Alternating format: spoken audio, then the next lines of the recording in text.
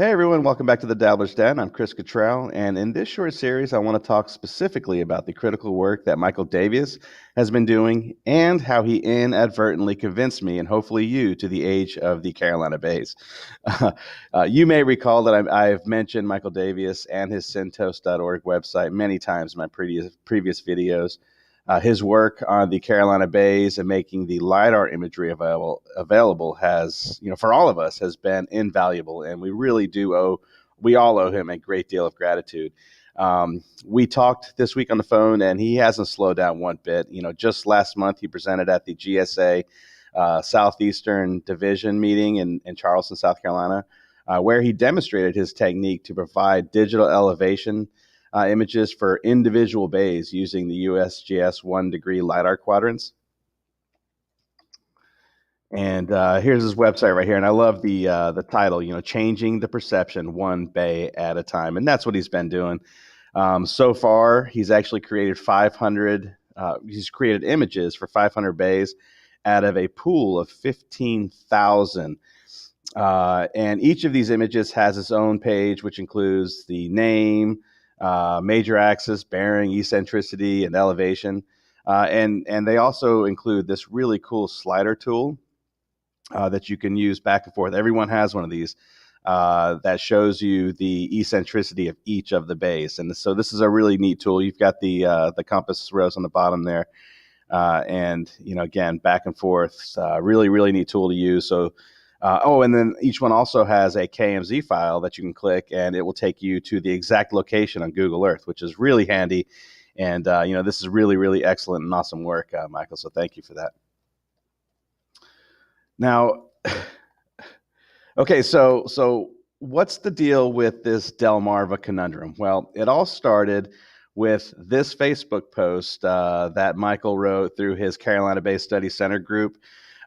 He writes, "These three bays witness the progression of fluvial or water erosion into and across Carolina bays. Headward erosion into the bays has been recognized and nicknamed Valley Head Basins or Pirated Bays by Dr. Kathleen Farrell.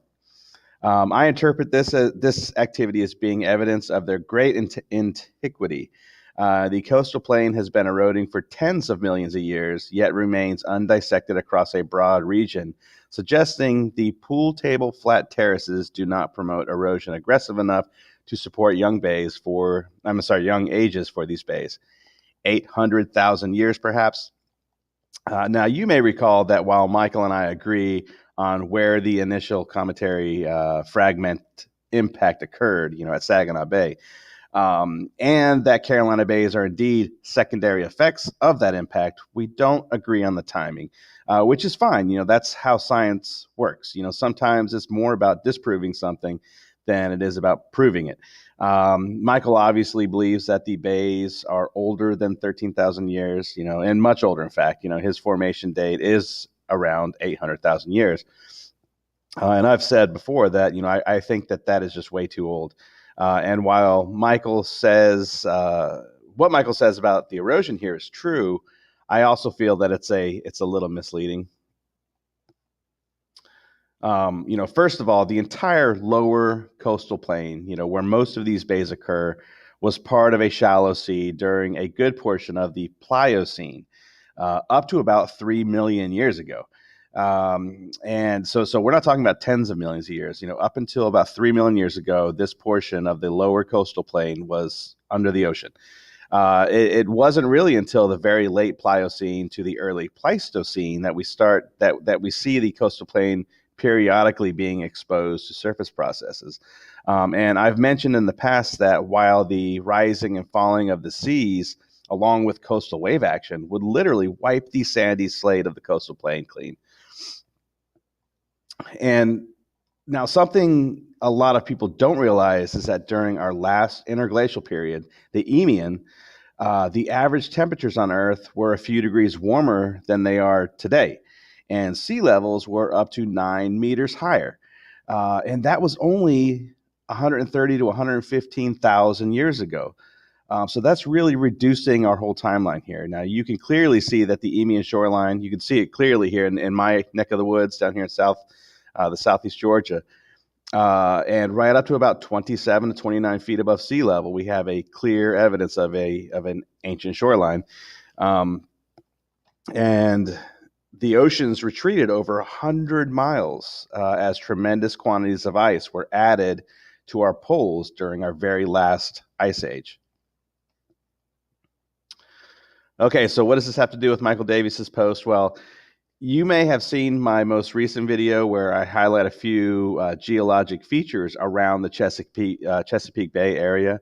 One of these features is a strand of Carolina bays I specifically mentioned right on the coast of Virginia and at the southern tip of the Delmarva Peninsula. You can see here, this is the entire Delmarva Peninsula right here. And again, it's part Delaware, part Maryland, and part Virginia. That's where it gets its name. Now, after reading this post, I thought surely, these bays that are at the southern tip of the Delmarva Peninsula must have been underwater during our most recent interglacial period, our last global warming period. And so they can't be any older than 115,000 years. So let's go click over to Google Earth. And let's see what we have going on over there. All right, so just scan it out here. I've got a lot going on. Michael actually showed me how to download some more recent LiDAR images, so I've got a lot going on here. But I'm going to focus down here at the very southern tip of the Delmarva Peninsula. And here's that strand of Carolina bays all the way down the southern tip of the Delmarva Peninsula. These are the ones that I mentioned in my last video.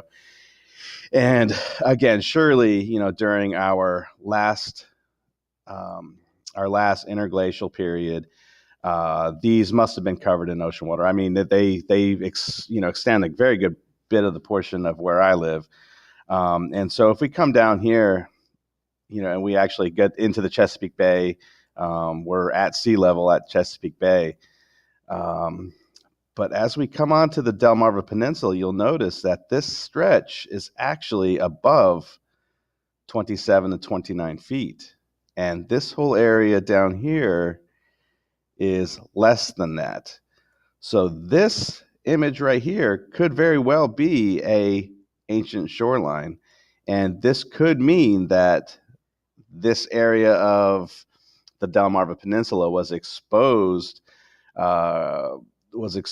older than our last interglacial period, the Eemian. At least that's what I thought. It kind of had me scratching my head for a couple days. When we come back for part 2, we're going to investigate this a little bit deeper, and we're going to try to help determine whether or not these Carolina bays are younger than 115,000 years, or are they older than 115,000 years. This will be a great way for us to kind of start narrowing down a timeline and giving us a little bit, a few more pieces to the puzzle. So guys, come back for part 2, and we will reinvestigate some of this and try to get to the bottom of it. All right, we'll catch you next time. Bye.